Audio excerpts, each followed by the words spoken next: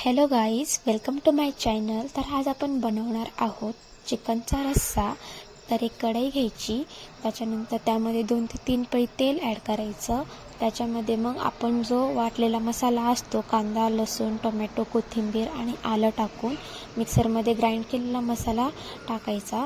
त्याला चांगलं परतून घ्यायचं। त्याच्यामध्ये आपले घरगुती मसाले टाकायचे, जसे की धना पावडर, गरम मसाला, कांदा लसूण मसाला, हळदी पावडर आणि चवीनुसार मीठ टाकून चांगलं परतून घ्यायचं। आणि त्याच्यामध्ये मग त्याला थोडंसं अजून तेल सुटेपर्यंत व्यवस्थित परतायचं। आणि एका साईडला बॉईल केलेलं चिकन ठेवायचं, त्याच्यामध्ये थोडी हळद आणि मीठ टाकायचं आणि त्याला बॉईल करून घ्यायचं। आणि ते बॉईल झालेलं चिकन ह्या मसाल्यामध्ये टाकायचं आणि चांगलं असं ढवळून घ्यायचं, जेणेकरून ते व्यवस्थित रस्सा एकजीव होईल आणि त्या चिकनमध्येही त्या रस्स्याची टेस्ट जाईल। मग त्याला 5 मिनटं उकळू द्यायचं आणि त्याच्यामध्ये चिकन मसाला टाकायचा। ते झाल्यानंतर मग 5 ते 10 मिनटं असं उकळू दिलं। चिकन जर तुम्ही आधी बॉईल करून घेतलं असेल तर 10 ते 15 मिनटं लई त्याला गॅसवर ठेवायची गरज आहे।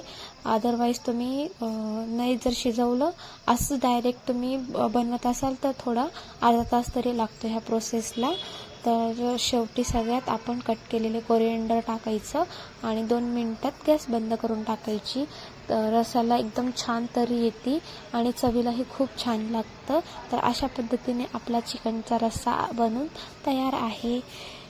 तर तुम्हाला मसाल्याची जर रेसिपी हवी असेल तर मी नेक्स्ट व्हिडिओमध्ये पूर्ण रेसिपी सांगेन। थँक्यू।